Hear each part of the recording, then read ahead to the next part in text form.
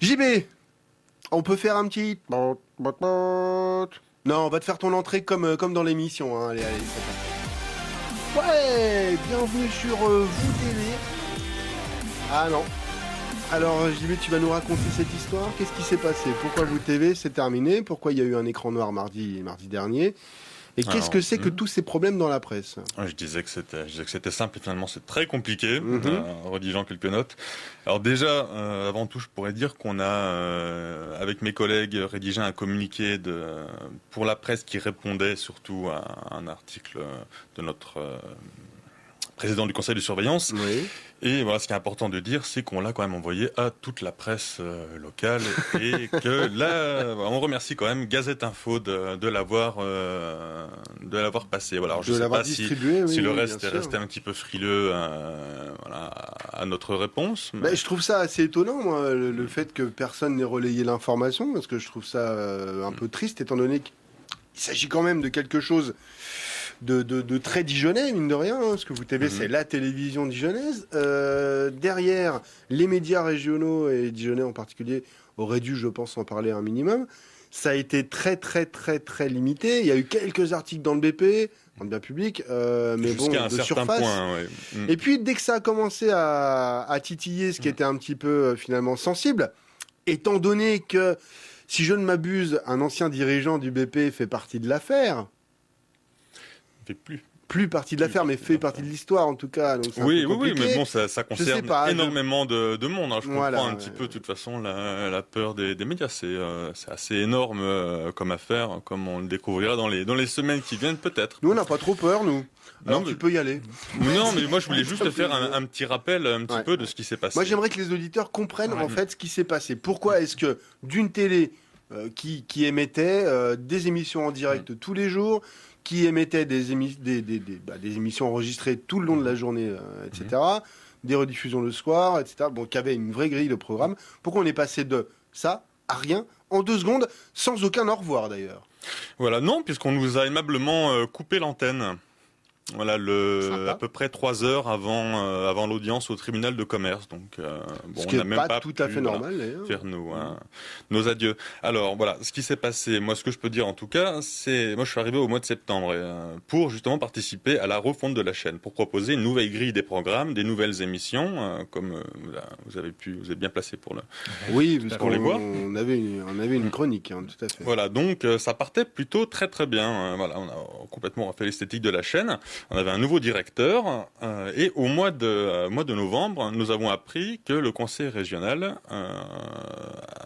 avait décidé de ne pas continuer à nous verser la subvention qui était depuis la création de la chaîne, qui était allouée à Vous TV pour fonctionner, tout simplement. Donc, étrangement, je ne sais pas si c'est une coïncidence, mais c'est bien possible, notre directeur nous a quittés juste après. Au bout de combien de mois d'exercice? Pas resté très très longtemps, moins de 6 mois en tout cas. C'est cela. Et voilà, donc il est parti. Et quelques semaines après, on est passé en redressement judiciaire. La situation de la chaîne était très fragile de toute façon depuis quelques années, mais là c'était vraiment très problématique. Donc à partir de ce moment-là, tout est un peu parti à volo. Tous mes collègues, la plupart de mes collègues, puisqu'on est passé de 12 à 7, dont 2 en temps partiel, sont tous partis en rupture conventionnelle. Et on s'est retrouvé donc, comme je viens de le dire, à 5 plein temps et 2 temps partiels pour faire tourner une télévision. À titre de comparaison, je peux juste te dire que quand France 3 se déplace pour faire un reportage, ils sont 3. Donc voilà.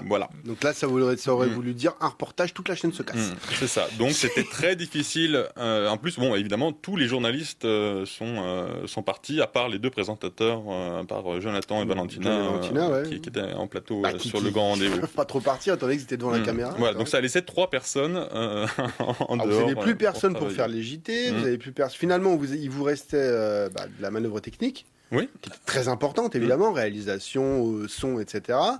Un petit peu de secrétariat aussi, je crois. On s'est tous répartis que finalement, les tâches. Voilà, vous partagez. Voilà, le rédacteur en chef s'est occupé de un petit peu tout le reste. Ouais. Et donc, avec ça, vous avez continué à tenir l'antenne.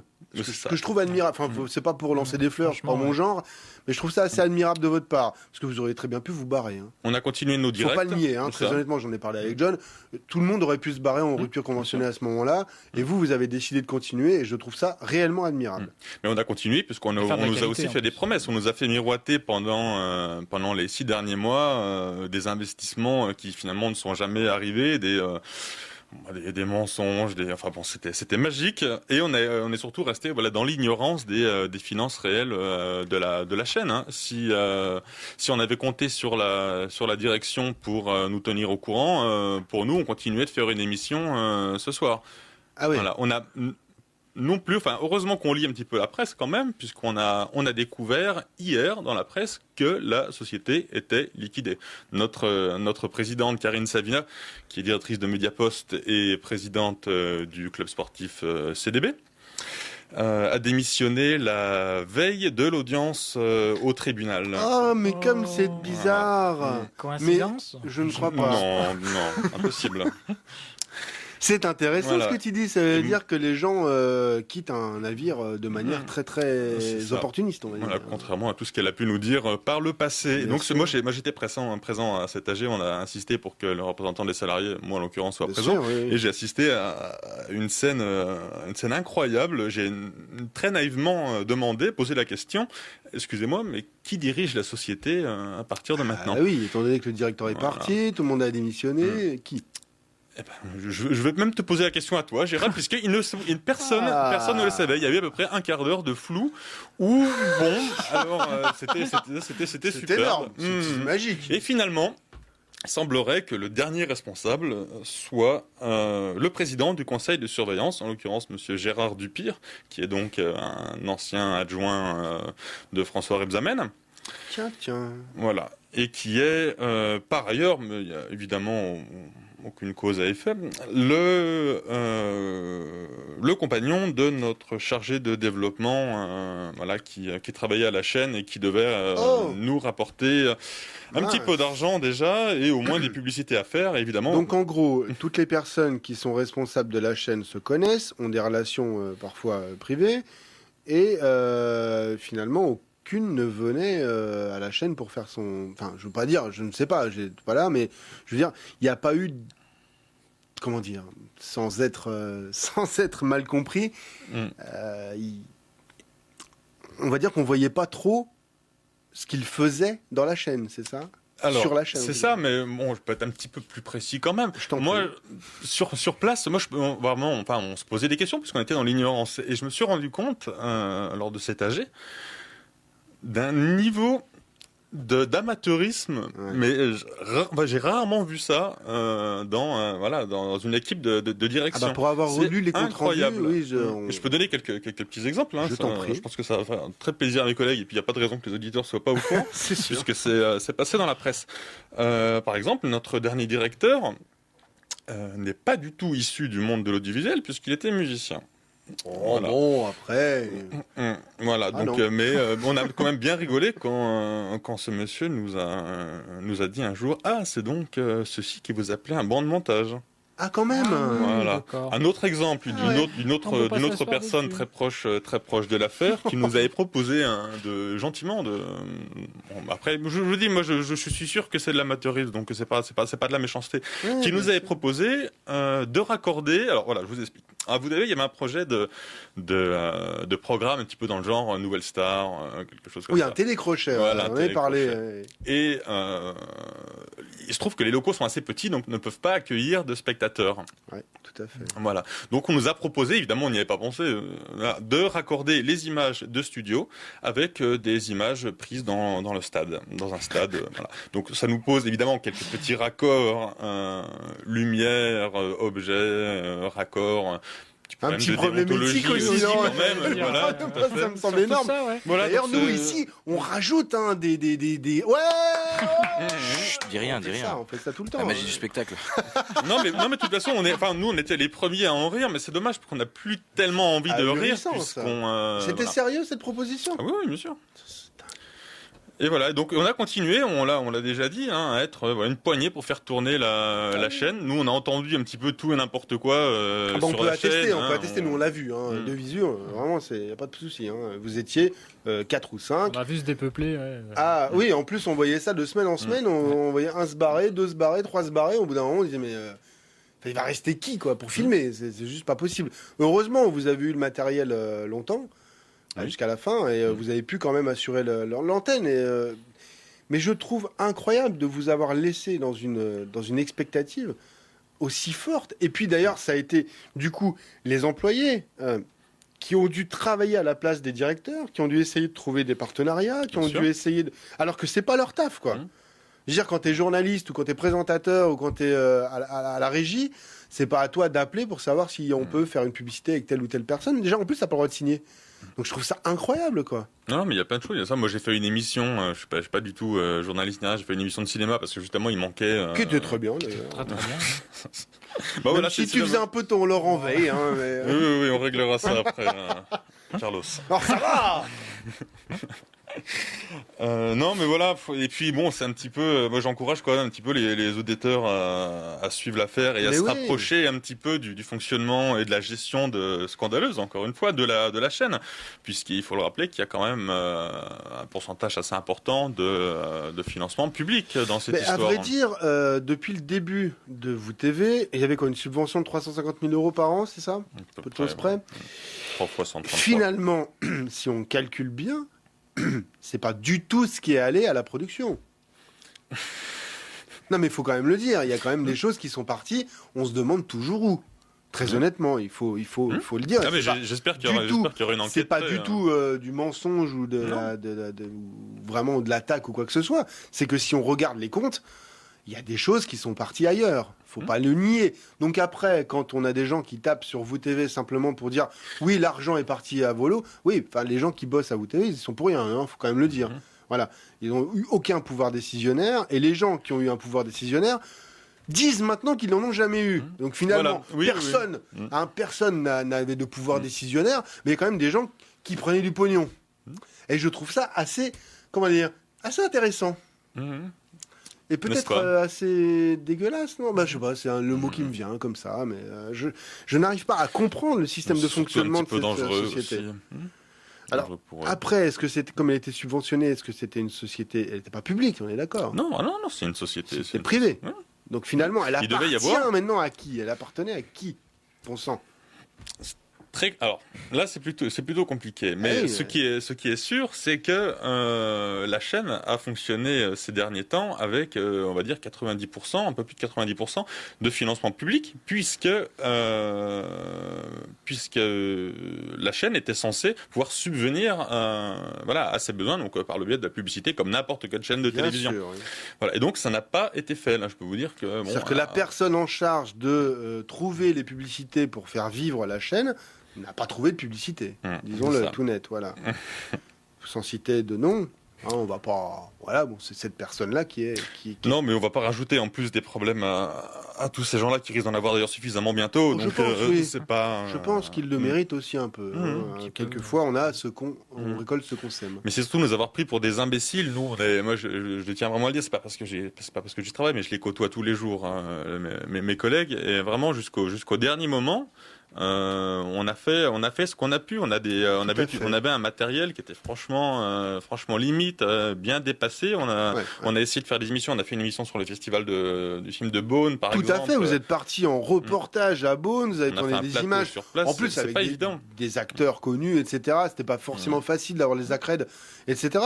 Vous avez fait de bons reportages. Vous avez fait du direct. Vous avez fait des directs pendant les municipales aussi. Quand même. 2 directs de plusieurs heures. Jusqu'à 1h du matin, au moins, de pas 20 rien, heures, quoi. Et tout ça, alors même que vous étiez en redressement, alors même que vous aviez plus un radis, et je voyais des mecs partir dans tout Dijon pour aller chercher les résultats, etc., passer des coups de fil, Franchement, quand on lit les commentaires sur Internet, ah oui, mais c'est une chaîne qu'on va pas regretter, de toute façon personne la regardait, je suis désolé, mais si les gens avaient fait abstraction, en fait, des premières années de WTV qui étaient, faut bien l'avouer, assez compliqué. C'est vrai que la chaîne se cherchait pendant 2-3 ans. Oui, mais ça c'est normal. À partir de cette rentrée-là, la rentrée de septembre, la chaîne avait un tout nouvel aspect et à mon sens, elle avait un autre niveau de qualité. Et on n'était plus du tout dans la même optique. Et on avait vraiment à faire une chaîne. Et si les gens avaient commencé, ne serait-ce qu'à s'y intéresser, à regarder, alors après, on pourra toujours dire c'était compliqué de garder le même nom, etc. Mais vous ne pouviez pas changer de nom parce qu'il aurait fallu redemander un canal et c'était compliqué. Mais des émissions. Mais si les gens s'y étaient un tout petit peu intéressés, s'étaient penchés sur les émissions en direct, qui étaient franchement bien foutues, et surtout des émissions que vous avez réussi à reglaner, puisque vous aviez quand même des émissions. Finalement qui passaient sur d'autres télés nationales, etc. aussi, puisqu'il y avait des émissions présentées par Jacques Legros, donc de TF1. Il y avait... C'était finalement une télé complète, une télé de proximité. Si vous allez sur Numéricable, le bouquet ou sur le bouquet Free, et que vous regardez les chaînes régionales d'autres régions, bah excusez-moi, mais on n'a pas. Enfin, WTV avait pas du tout à pâlir, quoi. Hein, il faut bien le dire. Ce qu'on peut préciser, c'est d'autant plus dommage, c'est que enfin les contrats étaient passés avec les diffusions sur les box. Tout là, à fait. d'ici un mois voire 2 maximum, voilà, donc on avait une envergure, une visibilité. Oui, parce que ça devait arriver sur SFR, ça devait arriver sur Free. Sur Free, de toute façon, une fois qu'on est sur le. Voilà. Alors que là, pour l'instant, c'était que sur Orange et Numérique. Voilà, donc évidemment, il y avait des problèmes de diffusion, mais bon, voilà, on a lutté pendant moi depuis que j'y suis, voilà, c'est la question, c'était des coups de fil quasiment quotidiens avec Orange pour voir comment. Bien sûr. Voilà. Et effectivement, oui, c'est vrai que dans les autres chaînes, dans les autres chaînes locales, déjà ils sont plus du double. Donc on a. Voilà, c'est bien. Vous avez du mérite. Hein. Bah oui, non, moi je trouve que c'est ce qui a été noté d'ailleurs sur Internet, les gens qui l'ont dit, un gâchis pas possible, quoi. C'est ça. C'est ce qu'on retient. C'est qu'il y avait la possibilité, il y avait les talents, il y avait les gens qui faisaient les choses correctement. Et derrière, on a un gâchis monstrueux de la part de personnes qui n'ont pas forcément fait bien leur boulot. Bon, après, encore une fois, on cite personne parce que c'est pas notre taf, mais puis accessoirement, il y aura probablement des suites juridiques, je pense, à cette histoire. Oui, on n'exclut pas effectivement cette. Alors cette voilà, solution. est-ce qu'il va y avoir finalement un recours de la part des employés? Est-ce qu'il va y avoir un recours en justice? C'est possible, on en parle. En tout cas, on vous souhaite bien du courage déjà, parce que vous en avez besoin. Oui, mais bon, là, on va dire que le plus dur, c'était vraiment les derniers jours, hein, puisqu'on a récupéré nos affaires. On voit le plateau tous les jours éteint, plusieurs plateaux. Ça fait mal un peu, hein, c'est sûr. Et moi, j'aimerais sincèrement que les autres médias s'y intéressent ou au moins fassent leur taf et en parlent. Un minimum, parce que là, franchement, c'était. Après, ils en parlent, mais bon, on voit que moi, j'ai l'impression, ça engage que moi, que les propos sont quand même très édulcorés. Voilà. Et c'est dommage, parce que c'est vraiment scandaleux. Mais parfois, autant ils n'hésitent pas à taper sur des politiques pour les municipales, les machins, sur tout le monde d'ailleurs, hein, et c'est très bien. Autant là, j'ai l'impression que cette affaire fait peur à certaines personnes. J'arrive pas trop à comprendre pourquoi, parce que bon, finalement, c'est pas non plus des cadors qui foutent les jetons, quoi. C'est des gens qui ont mal fait leur boulot, on peut le dire. Bon sang, c'est quand même pas la mort. Oui, mais je sais pas. Peut-être que ça engage des gens beaucoup plus haut placés. Tout de suite, toi. On verra ça. C'est intéressant, en tout cas. En tout cas, c'est intéressant. Je pense qu'il fallait qu'on en parle. En tout cas, merci vraiment un des rares médias à nous avoir invités. Après, les seuls, j'aimerais signaler que, moi, personnellement, je passais 5 minutes tous les jeudis sur WTV, et c'est pas du tout pour ça que tu es là, clairement. C'est parce que, en tant que journaliste, j'estime que c'est quelque chose dont il faut parler. Voilà. C'est pas du tout parce que j'avais une émission. Il faut vraiment, vraiment, vraiment le dire. Voilà. Moi, j'ai vu au fur et à mesure des semaines ce qui s'est passé. Donc, j'étais témoin en fait de ce qui s'est passé chez vous, et j'estime qu'on peut pas passer à côté de ça dans une émission qui parle de médias régionaux. Donc voilà, c'était un petit peu évident que vous puissiez vous exprimer ici. Maintenant, si les personnes concernées veulent s'exprimer, on leur donnera bien évidemment la parole. Bon, à la rentrée, de toute façon, je pense pas qu'il y ait de développement d'ici là monstrueux, parce que si vous faites on verra en tout cas. De toute façon, on en parlera sur Facebook ou quelque part, mais ils auront aussi la parole. Il n'y a aucun problème, c'est normal, c'est la loi, et puis il n'y a aucun souci. Mais j'estime que c'était normal que tu puisses t'exprimer, parce que il y a Parce que voilà, les gens n'ont pas compris. Vous avez eu l'antenne coupée de manière péremptoire. Vous avez pas. On a eu des appels. Les gens nous ont demandé, mais alors qu'est-ce qui se passe ? Pourquoi est-ce que il a fallu leur expliquer. Nous, on était à peine plus au courant qu'eux, hein, mais. C'est incroyable, quoi. Quand t'as les autres, finalement, tu vois, il y avait des gens qui regardaient ce qu'ils appellent, hein, donc. Qui appellent pour demander pourquoi, puis ça pareil, ça doit vous mettre dans l'embarras par rapport aux contrats publicitaires qu'il y avait quand même, parce qu'il y en a quelques-uns, quoi. Ou au partenariat, ou enfin. Mais c'est ce que tu dis, Mathieu, c'est ne serait-ce que dire au revoir aux gens. Mais c'est ça, moi j'ai pas trouvé, c'est pas normal enfin de pas pouvoir vous laisser, ne serait-ce que.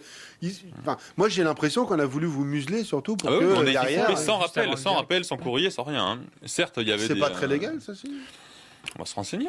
Ouais, renseignez-vous, ne serait-ce que pour faire un petit au revoir. Moi, j'estime que vous pourriez peut-être faire un petit au revoir sur la chaîne Dailymotion, quoi. Puisque toutes les émissions étaient rediffusées sur Dailymotion. D'ailleurs, si vous voulez les voir chez vous, d'ailleurs, vous pouvez regarder Dailymotion Vous TV, VOO TV. N'hésitez pas à finalement regarder les émissions. Ça montrera que vous pourrez voir qu'elles étaient de qualité. Et puis voilà, surtout dire au revoir aux gens, parce que c'est peut-être parce que ça doit vous faire un petit pincement aussi de pas pouvoir vous exprimer. Oui, on a eu quelques messages de soutien, même je dis quelques non, mais plusieurs des messages de soutien. Mais alors encore une fois, personne de l'équipe de direction, pas même l'ancienne présidente, pas même le président du conseil de surveillance, pas même les actionnaires, pas même les collectivités, rien du tout. Mais moi, c'est peut-être l'occasion aussi là de remercier aussi tous les spectateurs de cette chaîne sur ces années-là. En tout cas, ce que je peux vous dire, c'est que l'équipe l'a fait avec beaucoup de passion et que on aurait aimé continuer un petit peu.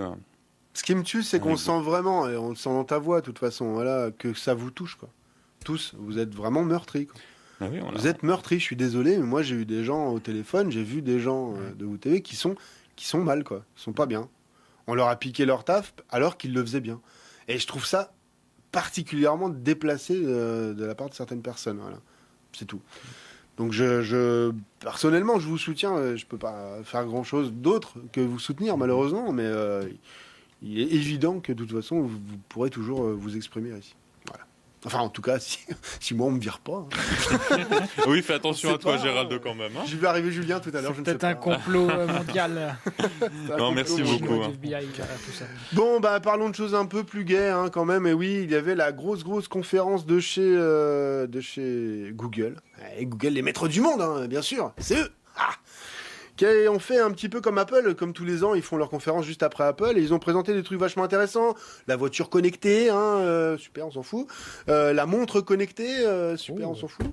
Enfin voilà, bon, ils ont montré des exemples de montres connectées qui sont plutôt pas mal, intéressants, etc. Bon, on reste quand même un peu sur notre fin. On attend ça avec impatience. Ça va arriver, bien sûr, mais bon, pas tout de suite. Mais ils ont surtout présenté un truc de dingo. Et je veux en parler ici, c'est important, parce que bon, les 5 dernières minutes de l'émission de l'année, on peut pas passer à côté de ça. Est-ce que vous aimez la réalité augmentée, la réalité virtuelle ? Vous n'avez pas d'argent pour vous payer un Oculus Rift ? Eh bien, Google a prévu la réalité virtuelle à 1 €. Eh oui, et en carton. Et c'était vraiment présenté, hein. C'est un truc de dingo. C'est-à-dire qu'on peut plier.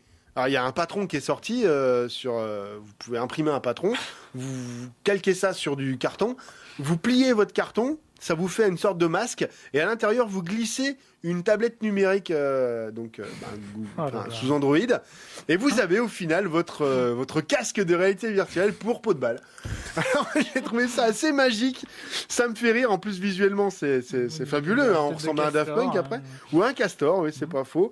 Alors il y a un kit de développement, un SDK donc adapté spécial, qui permettra donc d'utiliser ça vous fait un casque de réalité virtuelle de folie. Je trouve ça dingo, quoi. Apparemment, c'est extrêmement simple, en plus, à coder. Il y a déjà Google Earth qui fonctionne avec, donc Google Earth en réalité... En fait, t'as juste la tablette devant tes yeux, quoi. Oui, sauf que l'image, en fait, est décalée. Il y a 2 images à l'intérieur, ça génère 2 images. Ça permet simplement de mettre la tablette à bonne distance des yeux, avec un bon décalage, etc. Mais c'est assez rigolo de se faire son casque en carton, quoi. Moi, je trouve ça juste énorme, quoi. Voilà. Et puis, il y a eu aussi un truc marrant, ou pas, c'est-à-dire que pendant la conférence, il y a eu un petit peu le mouvement, un peu comme Occupy Wall Street, là, il y a eu Occupy Google. Il y a des mecs qui ont voulu monter sur scène, alors qu'ils se sont fait défoncer par la sécurité en 4 secondes, mais qui qui n'étaient pas contents en disant que Google, c'était un peu des gros bâtards, parce qu'ils avaient le monde entier à leur botte, ce qui n'est pas totalement faux.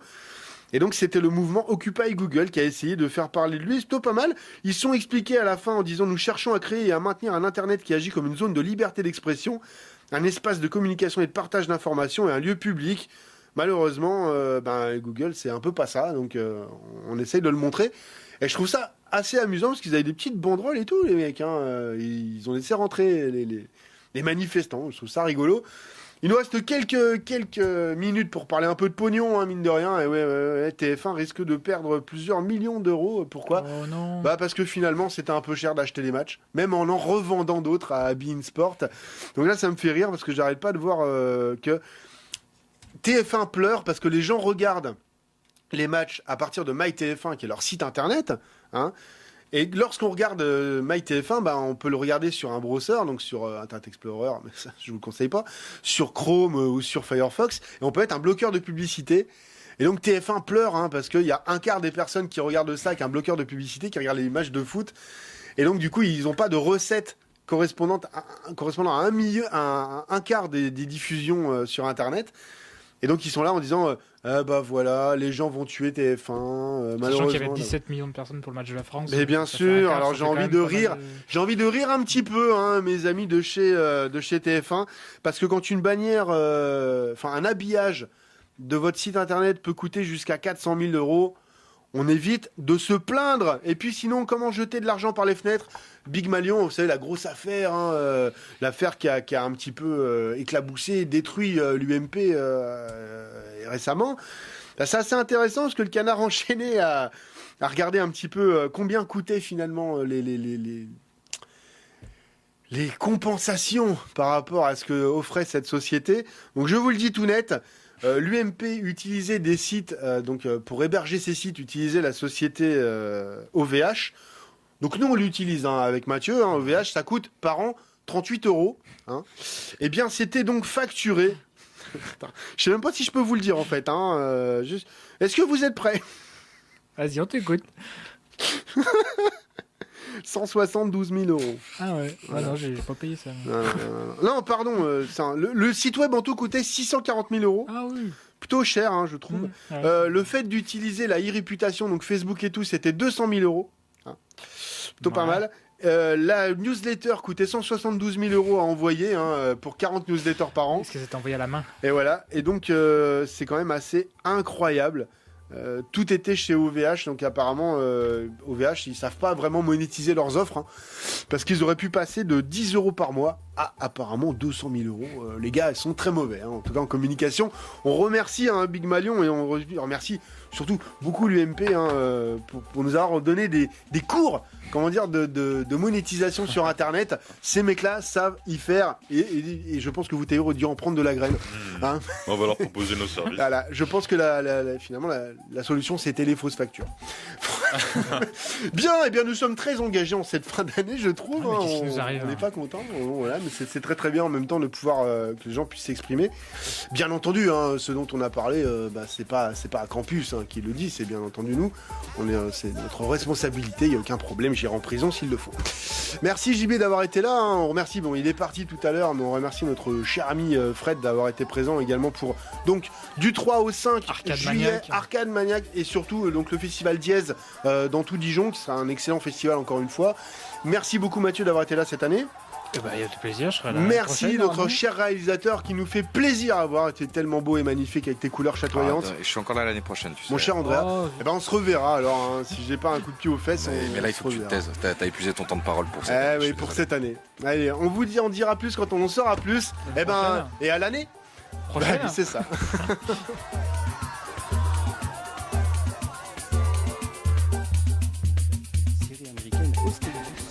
Avec Toni Collette et Dylan McDermott, l'histoire d'une brillante chirurgienne chargée d'opérer le président des États-Unis, mais qui se retrouve malgré elle impliquée dans une vaste conspiration. Vous aurez droit aux 4 premiers épisodes jusqu'à 23h30. S'il vous plaît, France 2, 20h45, envoyé spécial et ses carnets de voyage pour l'été, j'imagine.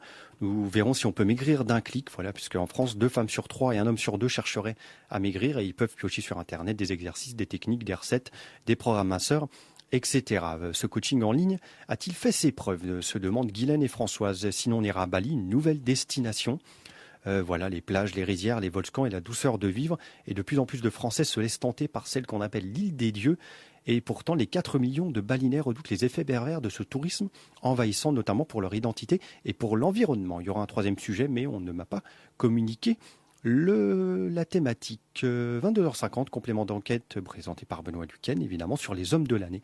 Quelles personnalités ont marqué l'actualité 2014 ? On voit qu'ils sont déjà en vacances. Sur France 3, 20h45, un petit film américano-allemand réalisé par Lasse Hallström, Une vie inachevée avec Jennifer Lopez et Robert Redford, également Morgan Freeman. L'histoire d'une jeune veuve accompagnée de sa fille qui, pour fuir son compagnon, trouve refuge chez son beau-père dans une ferme du Wyoming. Malheureusement, les retrouvailles sont assez glaciales. 22h40, c'est les infos, présentées par Patricia et Louis Laforge. Sur M6, 20h50, c'est du rire en thématique ce soir en première partie de soirée, puisque c'est Jamel et ses amis au Marrakech du Rire 2014, enregistré au Théâtre Royal de Marrakech au Maroc. Il y a ses copains Arnaud Ducret, Max Boublil, Florence Foresti ou encore Cadmera, d'entre autres. Et 23h10, c'est la rediff de l'édition 2013. On va sur France 5 en ce jeudi 26 juin. Qu'y a-t-il Mais oui, c'est Cuisine sauvage à 20h40, une série documentaire française de Laurence Hardy qui nous emmène pour ce premier volet en Corse avec Reine Samout. On suivra, on ira en Corse du Sud où John, un instructeur en technique de survie et amoureux des grands espaces, a invité la chef Reine Samout à la découverte des saveurs inconnues. Et durant 2 jours, ils vont découvrir trésors et surprises qu'ils s'amusent à ramasser. Et le 3e jour est consacré au menu. 21h35, on reste dans la cuisine avec un documentaire de Kate Kinninmont, Tradition et saveurs, qui nous emmène en Malaisie. De faire découvrir la cuisine malaise qui demeure peu connue alors qu'elle est pourtant variée et nourrissante, nous dit-on. Sur Arte, 20h50, un téléfilm allemand de Dominique Graff, Disparu, avec Elmar Wepper et Ronald Zerfeld, l'histoire d'un jeune commissaire qui se retrouve muté en Franconie, qui est un endroit, une région, une province qui a été le théâtre 11 ans plus tôt de la disparition jamais élucidée d'une fillette de 8 ans. Et il se trouve à reprendre les investigations pour trouver le coupable. Et 22h35, un téléfilm français de Dante Desartes sur le système de Ponzi, avec Scali Del Pera dans le rôle de Charles Ponzi. C'est quand même assez marrant qu'on ait fait un film là-dessus. Et voilà l'histoire de Charles Ponzi, un émigré italien au début du XXe siècle qui débarque aux États-Unis sans le sou et qui se retrouve à se lancer dans le commerce de coupons-réponses internationaux et qui fait fortune. Voilà un film qui parlera aux étudiants en économie. Sur la TNT, il y a Vilaine à 20h50 sur W9. Ce film avec Marie-Lou Berry est réalisé par Jean-Patrick Bénès et Alan Mauduit, si je ne me trompe pas. Il y a également Frédéric Bell et Pierre-François Martin Laval dans ce film. C'est sur W9 en première partie de soirée. Il y a un petit élément vrai, si vous voulez, sur Énergie 12, sur les obsessions-compulsions. Il n'arrive pas à se contrôler. À mon avis, c'est du déjà vu et c'est du bien cracra. Sinon, il y a de la boxe sur l'équipe 21 à 20h. C'est le combat international 2014 des poids lourds avec Jean-Marc Mormec et Tamas Lodi qui sont face à face à Asnières dans les Hauts-de-Seine. C'est en direct également. Je vous souhaite une très bonne écoute. Je vous quitte là, vous l'avez compris. J'en ai un petit peu marre. Je vous souhaite donc une très bonne écoute sur les ondes du 92.2 de Campus.